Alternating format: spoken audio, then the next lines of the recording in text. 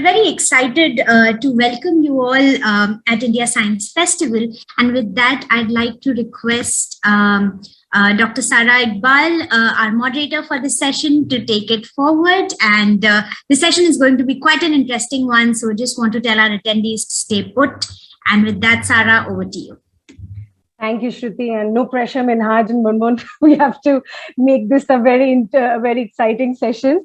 But thanks a lot, Shruti, and a very warm welcome to everyone to the last day of the India Science Festival 2022. Hi Munmun and hi Minhaj.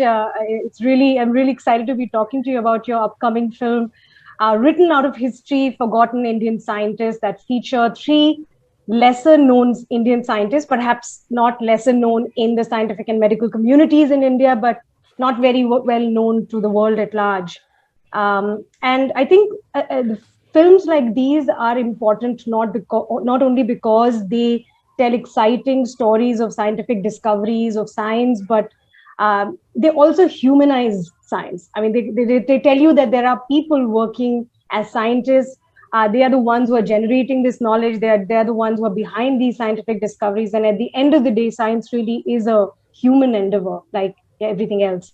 So, and I'm also particularly thrilled to be talking to you about this because I followed this project from the very beginning when it was still an idea on the paper.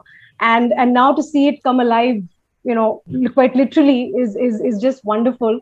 And so before we dive into this conversation, I think let's give a little glimpse into these wonderful short films that Munmun and Minhaj and their teams have put together. And so let's take a look at the trailer. So this is the official trailer launch of the film written out of history, Forgotten Indian Scientists. And this film is supported by DPT Wellcome Trust India Alliance and InSTEM and CBS Bangalore. So with that, let's, Shruti, can we take a look at the trailer, the first trailer?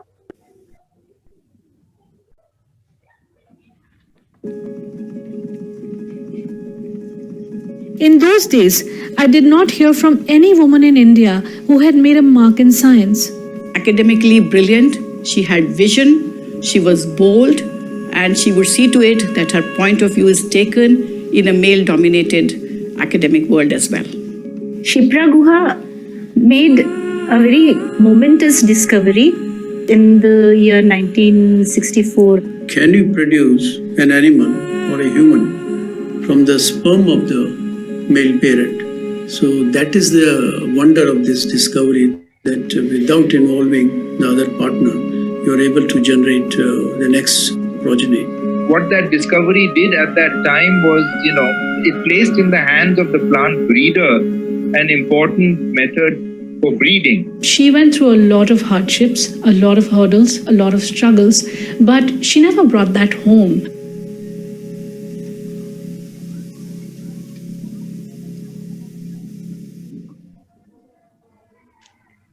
Wow. So if the trailer is anything to go by, I cannot imagine how visually and intellectually compelling these films are going to be. And in fact, I must spill the beans to the audience that I have, in fact, seen one of the short films, and it's absolutely riveting. And if you have any interest in science or scientists or in history or in human interest stories, I would encourage you to watch these films when they come out on 28th of February. So before we dive into learning more about the film, the process behind it, it would be great to hear from both of you about your professional journeys. So Minhaj, you are actually a cell biologist. You are studying, how a cell functions really, and Munmun, you of course are a filmmaker, and you're done a lot of fun, wonderful work in wildlife filmmaking and also in science filmmaking. So maybe just tell us a little bit about yourselves, how you've come to do what you're doing today, and yeah, what really inspired you to do what you're doing today. And so Minhaj, maybe I can request you to go first, and then Munmun, you can go after him. Sure. Thanks, Sara, for having us today. It's an absolute delight to talk about these movies, which has been heart and soul for us, including Munmun, has put a lot of effort, and her team I'm quite excited that it's the build-up is coming up, and we will have it finish this and able to have for public consumption. So for people who don't know me, I am Minhaj Sirajuddin. I am faculty at INSTEM. My previous, as Sarah pointed out, I'm a biochemist, biologist, cell biologist. You can put me in whatever bin you want, but I'm a biologist at heart. And we use modern molecular biology techniques to understand aspects of how human biology works. I also had previously did my postdoctoral work in at UCSF, and then my PhD from Germany. And what interests me in doing this, I think there will be some questions in the coming minutes, so we can address that. But this is my regular daily job. Over to you, Munmun. Thanks, Minhaj. Thank you, Sarah, for all of those kind words. We're really excited to have the trailer out. Just a little bit about myself. So, what actually opened up my mind, I just want to take it back to the origin. At the age of 15, when I was studying in science in school in India, I had got the opportunity to actually go to the US for a year. I applied for this scholarship for a foreign exchange program. And over there, I got to study subjects like ecology and sociology in my 11th grade. And that's when my mind was just sort of blown away. And I was like, wow, these are things I can study. So so it was always the outdoors and wildlife that interested me the most. And after coming back to India, I studied a lot of, I did my bachelor's and master's in media, like mass communication. And documentary filmmaking really caught my interest. And I've just been looking at working with wildlife biologists. So my interest in science sort of primarily comes from there. And, when I look at the other work, the basic science work that goes on behind the scenes, it's just so fascinating that it seems like a never-ending journey that'll perhaps go on for me. Yeah.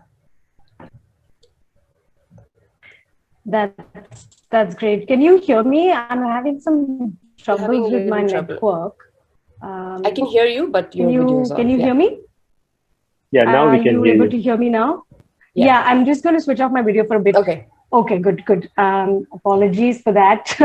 But thank you so much, Minhaj and Munmun, for sharing your journeys. I'm sure summarize it, and you've had such wonderful journeys into science and filmmaking. So since we've gathered today to talk about your upcoming short films, I would request you to maybe give us a quick synopsis in your own words about the film. What is the film all about for our audiences? And then we will dive into other questions about the film and the process and all of that. So just a very quick synopsis about these films. And any of you can, maybe Munmun, if you want to. Sure. So yeah, these are just, so Forgotten Indian Scientists is looking at 3 basic biology scientists who from post-independence India, and just looking at their discoveries or their contribution to the world of science, and also going behind the scenes to look at why perhaps they were forgotten and any lessons we can learn from that. So that's how I would summarize it. Wonderful. So I can imagine that maybe the motivation to do these films for the two of you might have been different or similar. I don't know. So what I would really love to hear from you is, how did you guys come together to make these films? And what was really your goal behind bringing out these stories? Of course, Munmun, you touched upon that a little bit, but maybe just tell us how a scientist and a filmmaker, which came together to do this project. Yeah. I'll just give a quick intro to that. I think of all the kind of films that are out there, films about scientists would be impossible to make without having very solid research behind it. So that was one of the reasons why it has to be a solid collaboration between a filmmaker and a scientist.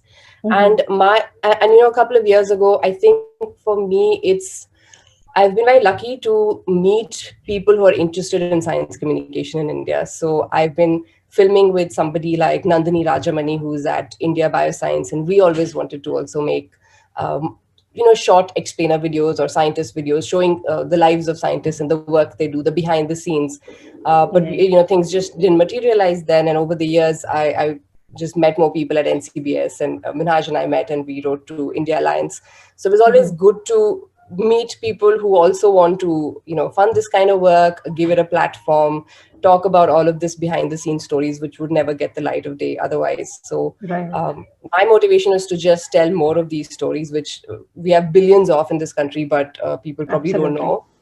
Minhaj got us the detailed background to the scientists, and I'm definitely very, very thankful for that. Great. Minhaj, what about you? Oh yeah, so thanks Munmun for that nicely putting that, like how this collaboration has started. But actually, I should thank Sarah first. You were the first one to put us in touch. Actually, I remember writing to you that, like, hey, I have this idea that, like, we want to make a movie. I don't know whom to approach. And you said that, like, I know someone who have similar interest. So you put us in touch. And after that, like, we never looked back. But that was the beginning of a collaboration. But as Munmun rightly pointed out, that to make a science sort of movie, you need some research or science collaboration, But from a scientist perspective, I'll tell you, a scientist cannot make a movie. I mean, at least I cannot make a movie. So you need a movie maker. Right. So this is how collaboration. I mean, we bring in certain sets, skill sets, which complements, and then like makes it a bigger than some of the parts. So, right. Interesting. And so, what aspects of their stories of you've featured 3 scientists in these films. So, what aspects of these stories really resonated with you, or did one of these stories resonated more than the other? And also maybe tell us why do you think these stories are still relevant today? I mean, these were people back in the day. The realities were different of science. The realities of science, realities of those times were different. So why did you feel the need to tell these stories today? Maybe Munmun, you want to go first? Yeah. Okay, I can go first. Yeah, I'll just introduce. So I can talk about 2 of the scientists that we're covering. So there's Professor Sipra Guha Mukherjee and Professor Sambhunath Dey. Both of them, very diverse characters from different parts of the country at different times of Indian history. So one is we were trying to get to touch every different aspect of science that we could touch upon over the last couple of decades. And struggles that they have faced have really changed. I'm sure 21st century scientists have it a lot easier, but any scientist you would speak to would tell you how many hardships are still there. Sexism in workplace is still a problem. Getting access to funding and doing the kind of work you want to do, I think, is a problem, not just in science but everywhere. So a lot of the struggles that they faced, I could relate to even as a filmmaker, wanting to do these sort of stories. So in that way, their stories really, really deeply touched me. While I was doing those interviews, talking to the children of these scientists, it was very emotionally touching. And a lot of those struggles still exist, maybe not to that degree, but India still doesn't know their stories. So we need to know those stories, and I think those struggles are very much relevant even today. Yeah. Minhaj, what about you? Yeah, thanks, Munmun. No, that's very nicely put by Munmun here. So I will just add one more thing. So when we were discussing that, like, whom should we pick? And we made a very, I mean, at least like I was very vocal about that, very active choice that, like, we want to show post-independence science and and people who have been forgotten. And the inspiration from these names, where it came from, I think at the time there was a celebration by BBT in Delhi, and there was a book released, Ek Pratiksha, about all the different scientists who made discoveries in the country. And I mean, I had a copy of that book, and it just resonated me that, like, I mean, we should tell these stories, and but not through, again, by written media. I mean, it doesn't reach. It doesn't have the same reach as a visual media, and that was one of the key points. What deeply touched me with these two scientists, which at least Munmun mentioned, is that their hardships, and they have completely forgotten.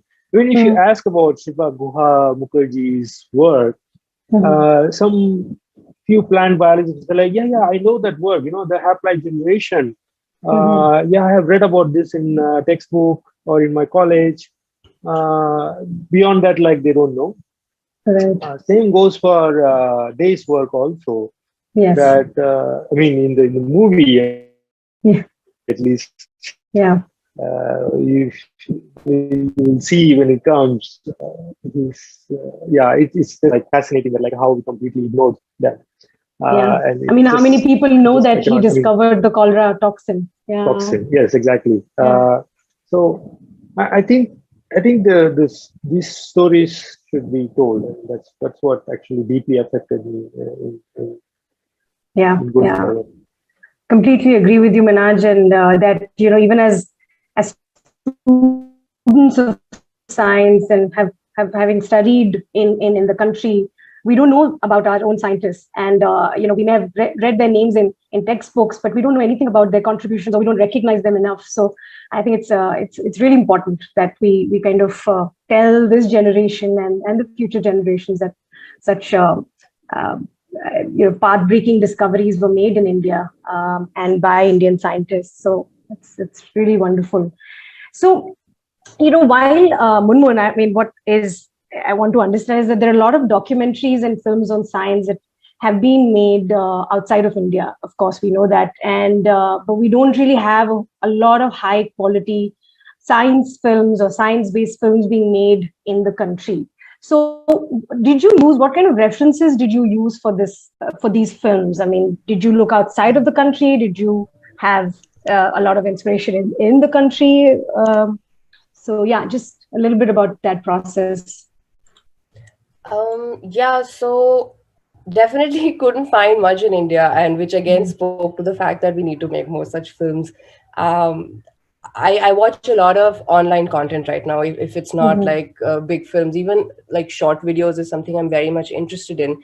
And even a lot of like publications have their own YouTube channels now. Nature has one, NPR has one, The Atlantic has one. A lot of them have a science YouTube channel where they do these short explainer videos, which are very fascinatingly done. So I've generally been a fan of those things, which is, I think in the last 5 years, these videos have become really popular, where anything you want to find out, you can get a quick 3-minute explainer about what it is, what its origins were, and how it affects us today. And I thought, why do we not have those in India? So interesting. Those short videos generally were in my head. And as a film student, I'm fascinated by the world of cinema, and having these historic characters. It was really nice for me to be able to take facets of film and use that in these docs, just be able to film things cinematically, go to the real locations, meet the real people. So I did mix a lot of different kinds of filmmaking techniques to do these. I'm going to share actually a couple of references in the chat, which I had saved for later. I was going to talk about these, about films we can look at. Wonderful. But some of them were also my references. Especially, I think there were these two films which came out around that time on Netflix, which were these very big, like feature-length documentaries from our part of the world. So there was one in Iran called Secrets of the Surface, and there was one in Pakistan about Abdul Salam. So those were very, very interesting to me. So I saw that the theme was very similar, of looking at very, very old scientists who are forgotten, who've done incredible work. So these two films were thematically the closest to what I could find in India. Sadly, I don't think I could use anything as a reference. Right. No, but that's really interesting, and thank you for sharing that list with us. So I mean, on that note, actually, I mean, can I ask you for what are some of your favorite science films, or science-based films, and it could be fiction or non-fiction, whatever. Just something maybe the audience if they've not watched these films, maybe after this discussion they can go and check those out. But would love to know. Yeah, sadly, I'm not a big fan of science fiction, but what I do like are very, very like real and like autobiographical films. Yes. So, so Homi Bhabha's film, which it's not a film, it's a series which is about to come up now on Sony Live. I just saw the trailer like this week, called Rocket Boys, which seems very similar to October Sky, which was such a famous like Hollywood film. So films like that, I really, really enjoy watching. Yeah, I think that's what I would go with. Minhaj, let me hear what you. Yeah, like Minhaj, what about you? Well, I'm a big consumer of sci-fi films, and I like all the Marvel movies. But actually, the recent one, Don't Look Up. I mean, if you haven't seen that, like, it's a fascinating account of how scientists think and react to world politics. It's actually so true, that's how we are mostly. I'm also looking forward to this, the Rocket Boys. Which is going to be, I think, like probably the first of its kind, which might be in India. Again, I think one more point I wanted to stress here is there is also a lot of good movies in terms of space and physicists and mathematics. Not much on biology also, even across the globe. So there is actually a big niche in there if somebody is aspiring to make some good biology movies. That's a good point. Anywhere in the world. Go ahead. So I have a small thing to say about there's one more reference that I have. I watch a lot of New York Times op docs, and they have a series called Almost Famous, which are these really like deep 10-minute short films, very deep personal interviews of people who could have made it but didn't. And they have done a science episode of a female scientist who discovered something in the skies. I don't want to get it wrong, but I think it's definitely worth a watch. And so I was very inspired by those sort of short but so like deeply emotionally connected films about people who've done such incredible work. So I definitely gravitate to those sort of films which give you that emotional side of people's struggles and where they could have been if you knew about them. Yeah, absolutely. That's so interesting. For me, I think the Imitation Game on Alan Turing's life, I think that was phenomenal. I think that was a really interesting science film on a scientist that I watched. So, of course, I can't help but ask you this, Munmun, you shot these films during the pandemic. So I cannot even begin to imagine how difficult the whole process must have been for you. And so maybe tell us about what were some things that you maybe took for granted in your filming process before the pandemic that, the pandemic really brought to the fore and told you that, these are in peacetime, these things are easy, but these can also be very challenging and you've been taking it for granted. And I guess just take us through the behind the scene process of pulling off this project during possibly one of the most challenging years that I think humankind has witnessed. So please share your experience. Yeah, the timing couldn't have been worse to greenlight this project. But yeah, I think we all took everything for granted. And with filmmaking, what happens is generally documentary is such a gamble. Like you get what's real on the ground. So anyway, we have no like blueprint. We don't really know what we have a rough script idea, but things change. So with the pandemic, what has happened? What was a good and a bad thing is that scientists took COVID very seriously.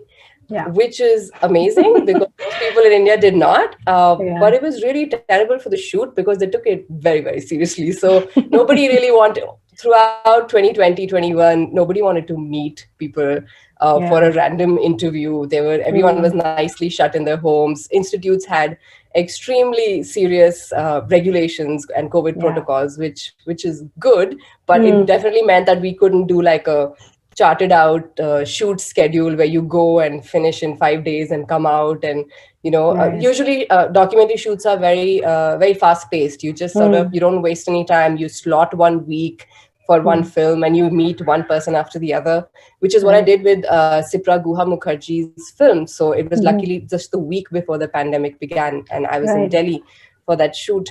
And I luckily knocked it off, didn't know the pandemic was coming. And then when the whole thing blew up, there was just no shoot for a good year almost. Also because the scientists we wanted to cover, a lot of them are even their children or their family members or their colleagues are much older. So they were definitely in the danger zone when it comes to the disease. So we didn't want to, even if we got ourselves followed protocol, got ourselves COVID tested and went there to meet them, it was still risky for them to do this for the film. So it just put us in a very tight spot of, even if we have crew ready, we have people ready, but how do we then convince people to come on camera? And one of the conscious decisions we took was to still have this live action video film and not rely just on Zoom interviews. We just thought it's the first time we've been given the opportunity to make such films, and we want to put our best foot forward. And we can, if we're allowed to wait and we have the time, then we want to do it the proper way. So yeah, pandemic has just meant a much longer shoot schedule. And currently, I have a very dedicated team of people who are sitting in every different corner of India working diligently from home. So let's hope that ends soon for everyone. Right. Any interesting, fun incidents that happened on your shoots that you can think of? The Sambhunate shoot, I think the Kolkata shoot was quite a risky one. It was between the two waves. So I waited. The one thing I tried to do is just like make sure the waves are gone before I choose my time wisely. But it was one of those times where I just had to pack my bags and go, because I kept waiting. I kept trying to be really polite in the sense of maybe I should not meet these people. They're older. I shouldn't push. Even if we do outdoor interviews, it's not nice. But at some point I was like, I really want to make these films and everything's ready, we have to. So I just flew down to Kolkata and we took a week, and it was just one of the most hectic, I think, weeks of my life. It was, everyone was super nice and as nice as they could have been during the pandemic. People gave us their time. But it was one of those times where we really had to push or it wouldn't have happened. It was... we hope. COVID protocol is very difficult to follow with documentary. I can just say that. That's kudos to you and your team for pulling it off during a time where most of us were just kind of staying at home and trying to stay safe. But thank you for bringing these films to us. So Minhaj, maybe. It's not very common in India to see a scientist be involved in such creative collaborations. So as a scientist, how did you approach this project, and what have been some key learnings for you from this project, and also maybe based on your experience of collaborating with Munmun and the team, maybe tell us also about why you think scientists should participate in these types of collaborations and these types of kind of creative endeavors. What is it in it for them? So I think I will answer the last one first. What is in it for us?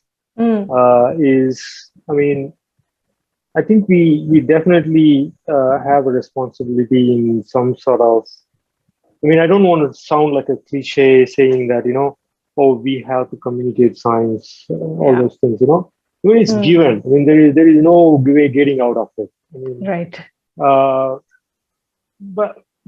But I think like finding a creative way, actually, it was very rewarding for me to learn the process of storytelling. For example, Munmun will send me, hey, here is the request, and I will be looking at that like, okay, so what do you want? then she will take a step back, and then like she will give me a big picture of like, let's say like the whole screenplay, you know. Okay, this is where it fits in. It was actually quite an experience to learn the storytelling, how they approach movie making, you know. And that was, I think that's very new to me, and in a way that like I kind of wanted to do this because to learn such process. I mean, I mean, it would be nice to learn some other ways to communicate science. You know, this would be this was a way to do it. And what was your first question? Sorry, I might have missed. Yeah, I mean, basically just about your experience working on these films, because it's so uncommon for a scientist, at least in India, to collaborate. Yeah. So I was just wondering what your experience overall was. Well, it might be uncommon here, but I have always worked with the scientists who have done this kind of work, you know. Well, I mean, you probably know, I worked with Ron Whale, you know, he has done so many of this kind of video related project, bringing science to different audiences. I have always been around such kind of scientists, and I couldn't help but look, probably I might have picked something from there. So that's why I'm running after these things. Makes sense. And in fact, I mean, I was going to ask you, I mean, you're breaking stereotypes in many ways, Minhaj, by, you know, really involving yourself in these kind of projects of what a scientist can do and cannot do.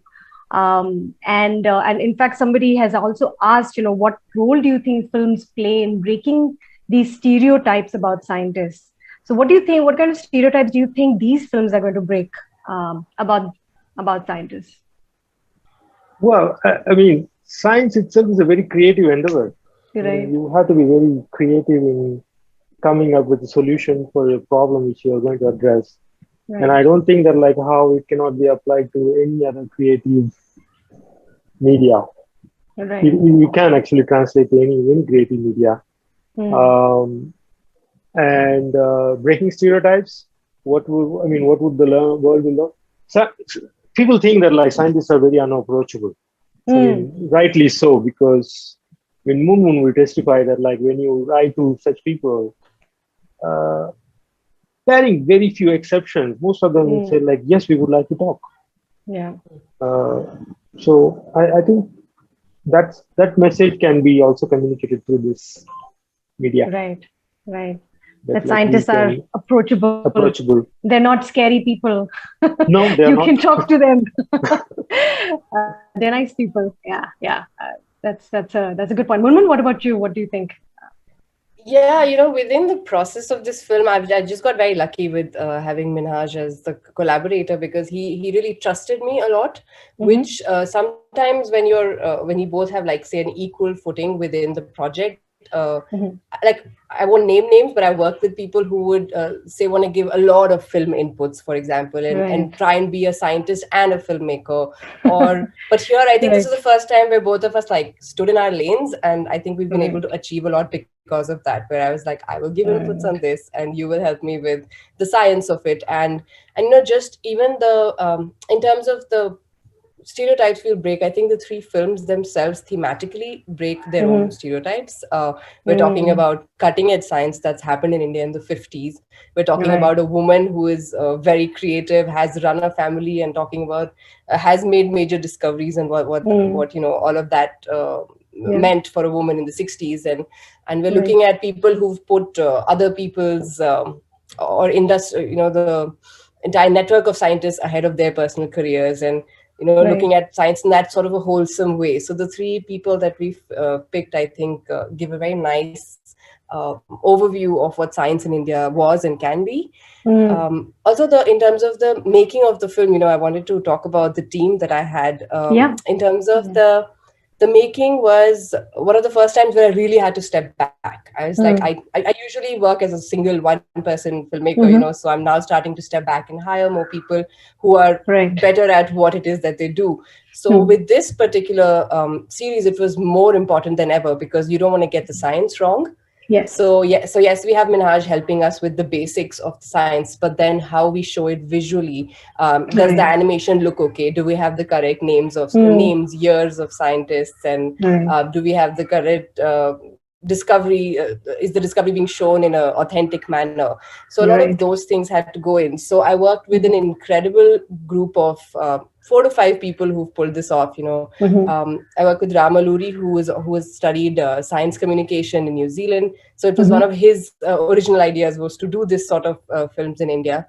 So and in terms of looking for animation for people who illustrate science, there's so few of them in India, but they're so brilliant. So I'm very glad I got somebody like Shraddha Nayak, who works in Utah right now. She was able to animate everything so perfectly without any scientific help from us, because I wouldn't be able to translate to her how this experiment should look. Like, there's no way I could have hired a normal graphic designer who doesn't have a science background.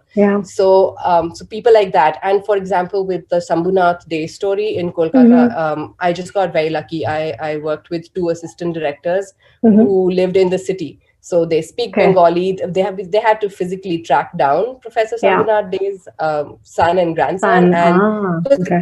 Some of the challenges, I didn't expect. What I didn't expect was how difficult finding archival footage would be, or finding these scientists would be.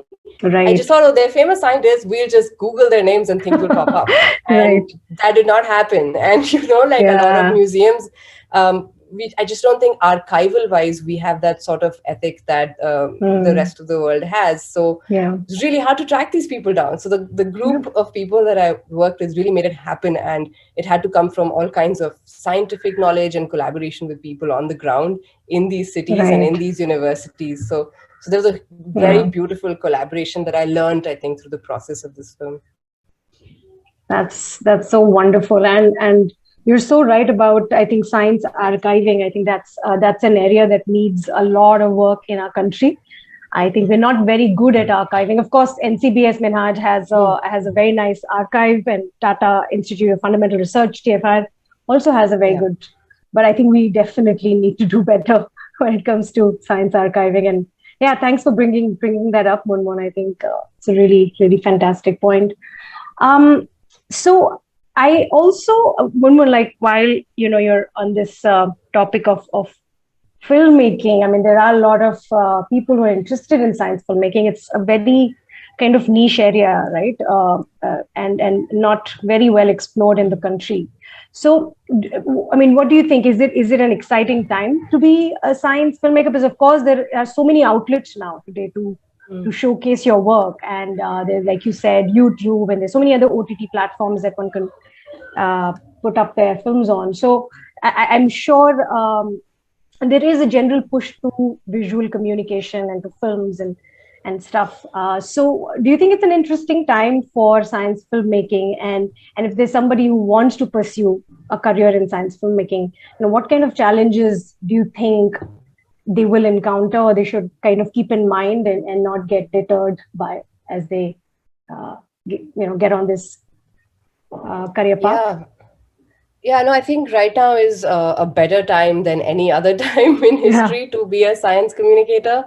There's definitely a lot more opportunities every passing year.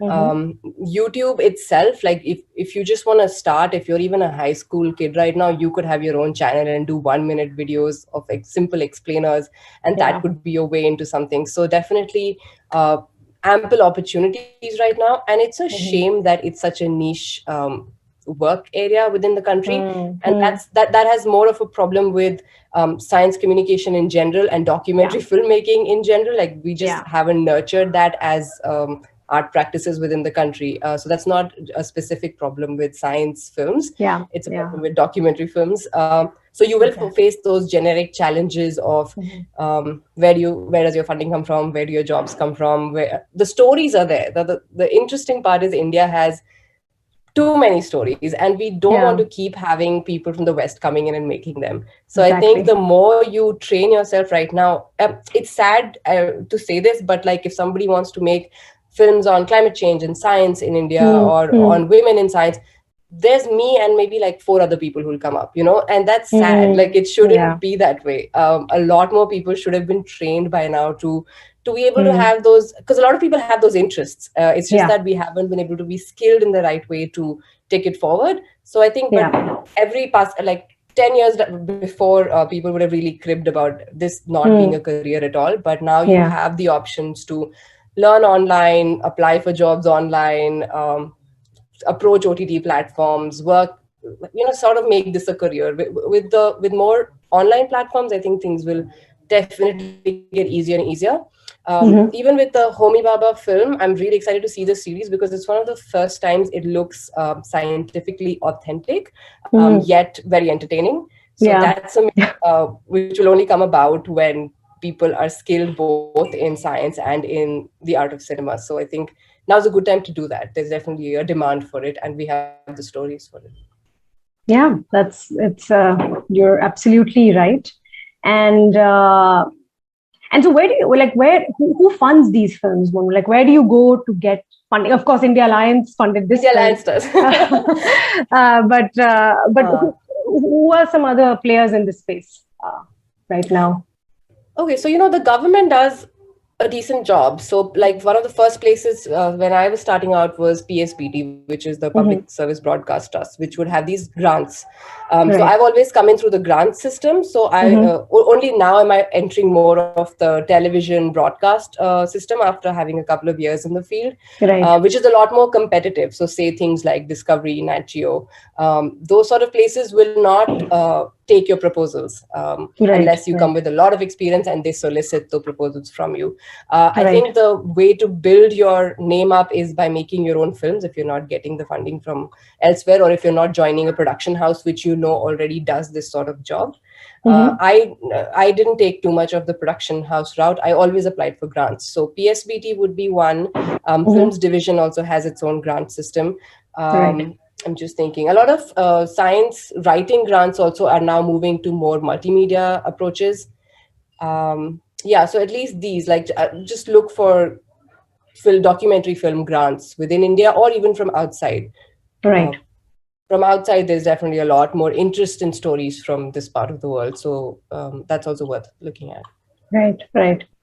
All right. So maybe let's take a few questions from the audience. So there's one question where they're asking, how do you think the scientific community in India can embrace and use films to achieve more long-term representation for our scientists? So Minhaj or Munmun? So, I think like what we have been discussing here has some serious implications in future. Well, I think like you have to tell the stories within this country.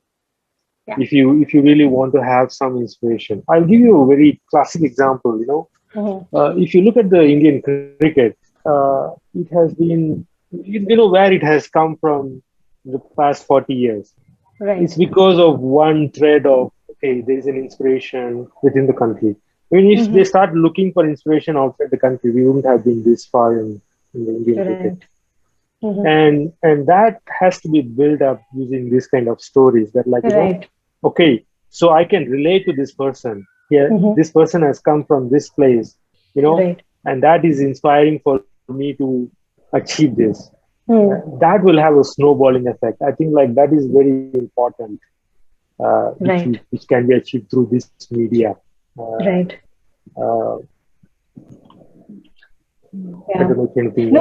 agree with you, Minhaj. I think the scientific community needs to own these stories, and they need to own these films as to make a case for science also, I think. And I think so that's why I think the ownership should also come from the scientific community and should not always be a filmmaker getting into the community, capturing these stories and telling it to the people. But that's why your involvement in this project was so important and has been so pivotal.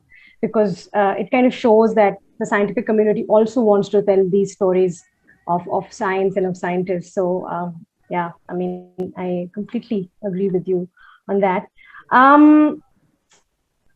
There are a lot of questions, I think, Munmun, about a career in science filmmaking. I can see in the chat. Is there anything else you would like to talk about? I mean, anything else about how one should prepare to become a science film? Yeah, I mean, mass media is definitely the correct way to enter it. Like, again, one of the things, so I'm also a National Geographic explorer. So that means I've gotten a grant from the US, from the National Geographic Society. One of the things they do is they actually fund real science on the ground. We are actually the next tier of people who get funded, the storytellers, but the scientists, they actually fund deep science. So what they really look for are scientists who are also storytellers. That's their favorite brand of people. So if you're already a scientist and if you're already a science student, you could apply for just extending that and maybe doing some media work within that, or some photography within that, or just like taking it step by step. That's one, if you're already a scientist. And if you're much younger, I know there were 2-3 courses across the world, and now I think the scholarship situation also may have changed. But back in the day, mostly for wildlife filmmaking, but also other kinds, there's master's programs. The course that Ram did in University of Otago in New Zealand is a famous one. It's an MSc in science communication. And there's a course in Bristol in the UK, which is an MA in wildlife filmmaking. In the US, I think University of Montana has a MA or a 3-year master's course in science film. I think it's science filmmaking or wildlife filmmaking. So you will find them. I don't know if India currently has a specific, it is very much a niche thing. So you could be a filmmaker first or a scientist first and then sort of dabble in the other. Yeah, I think that would be one way to go about it. And I had to say one more thing about the practicality of the usage of such films, you know. I just remember that growing up, when I was in 11th grade, I took biology because I wanted to be a biologist. And I thought that's how easy this is. And I remember asking my professor what this particular snake was in this jar. And I said, hey, what species is that? I'm really interested in snakes. And that snake has probably been there for like 50 years. And she was like, I have no idea. And I think like that was so soul crushing to me. I was like, I don't think people care about anything in the country, you know? And I feel like, and I remember in contrast, when I was in the US, every class would have documentaries being shown as part of the course. So I feel like these films, when I look for anything in India, why isn't any Indian film cropping up? So if nothing else, I wish Indian high school, college students could watch these and have some sort of a relatability with them. So I was looking at some of the comments on the Mission Mangal YouTube trailer. I haven't watched the film, but it has inspired so many kids. So many people have written, I studied math and physics because of this film. Because of this, so it's so powerful to just have that relatability. Absolutely. Thank you so much. And I was now wondering if we have a treat for our audience. We still have another trailer to show. So we have, maybe if we can launch the second trailer. And do you Munmun and Minhaj, do you want to say anything about this trailer? Give a little background to this? I mean, you've spoken about all the 3 films, but... Yeah, it's just that this one is like my favorite film because we're currently in a pandemic, and I personally learned so much about cholera through this film that it was mind-boggling to me. This it's a bit of a choppy trailer. We're not ready for the full film release, but I just want people to have a glimpse of the kind of things you could see in the film. So thank you for lining that up. Wonderful. So I just wanted to add one thing. Yes, Minhaj. This segment was probably one of the easiest segments in my eyes in making. Okay. Not in terms of filming. But in terms of thought process, it was very clear what we wanted to say right from the day one. I see. And it's fascinating story. Interesting. Thank you for getting this filmed in Kolkata during the raging pandemic. Okay, let's have a look at the second film. There you go. Calcutta, 1949. In the aftermath of partition, the city was teeming with refugees and the hospitals with cholera patients. At the same time, with a PhD in hand, Shambhunath Day returned from London. Day was able to look over Koch's assumptions. He presumed that the bacteria targeted cells lining the small intestine. To prove his hypotheses, he developed an animal model. He was right. He saw the same results every single time. Actually, the exotoxin, not the bacteria, is causing the cholera. People search all over the body for the toxin. But he was the first person who could detect, if you put toxin in the intestine, you get the cholera. So that is the beauty of the method. First nature পত্রিকায় বেরিয়েছিল এবং nature পত্রিকাটা হলো একটা সায়েন্টিস্টদের বিরাট সম্মানের জায়গা, সবাইকার বেরোয় না কাজ, যেটা নেচারে ফার্স্ট বেরিয়েছে। How come we don't know his contribution? Did he get any award from the government of India? Padma Shri, Padma Vibhushan? Find the list. No, he's not there. Why we missed him? Why on earth we missed him?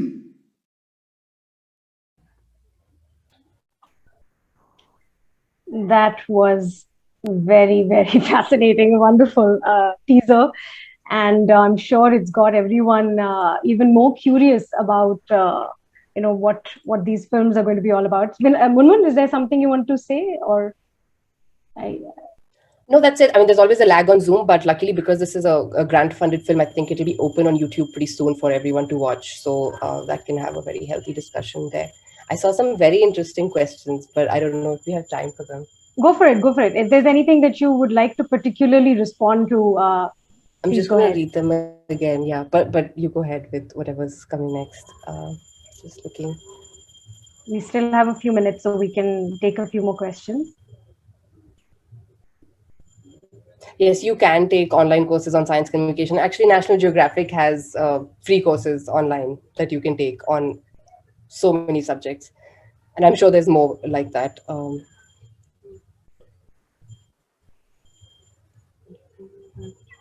How did you convert an autobiography into story? It was very difficult. There was, for the reasons that I mentioned, that a lot of the information is just not out there. So it took a lot of reading online. You had to do a lot of actual scientific research and go into their scientific papers, go into the other autobiographies people have written, try and piece the history together, try and talk to current scientists who are working on the same topic, and also talk to their family members to get the personal story out.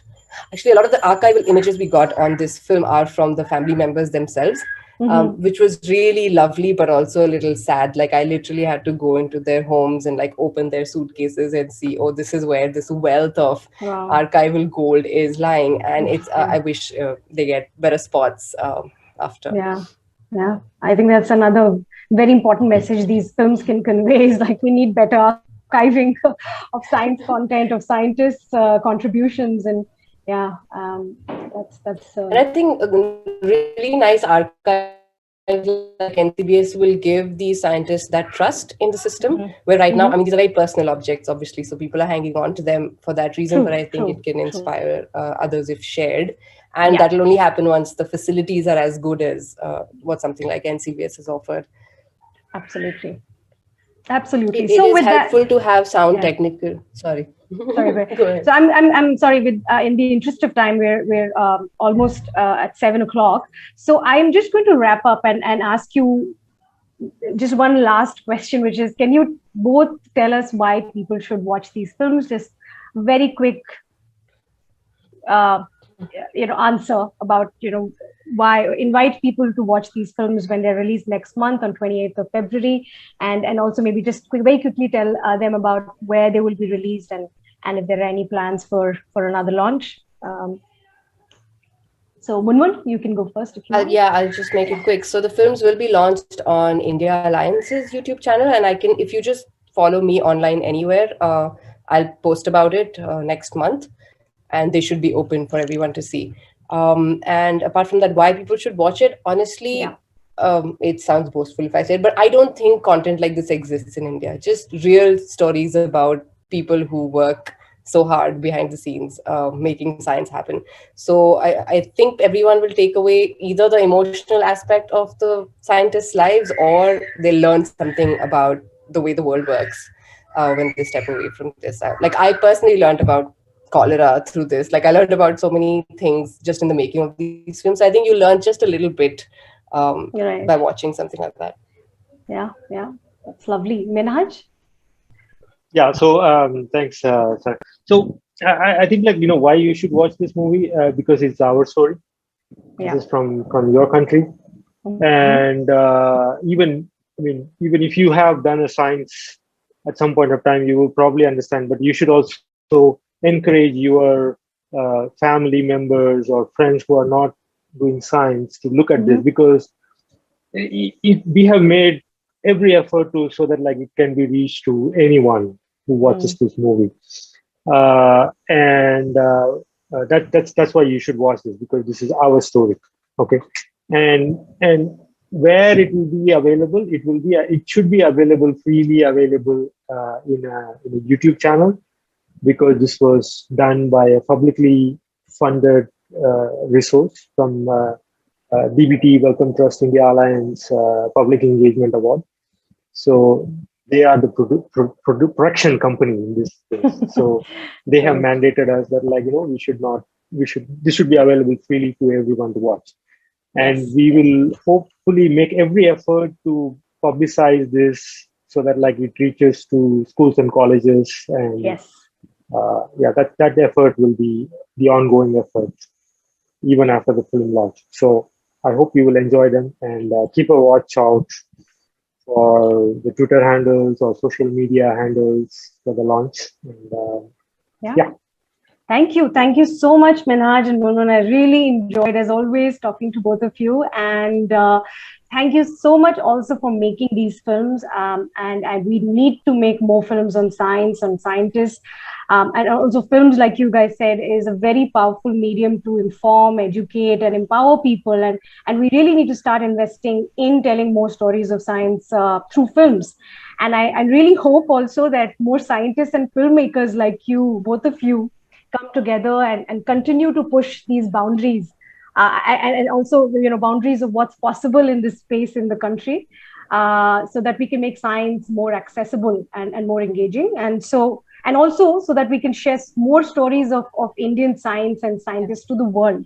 And so thank you so much, both of you, for what you do. And I'm at least really looking forward to watching these films, and maybe India Science Festival can also circulate the films when they're out, so that a lot more people can watch it, and especially the audience that's come to listen to this conversation also gets to watch it. So thank you everyone for joining in.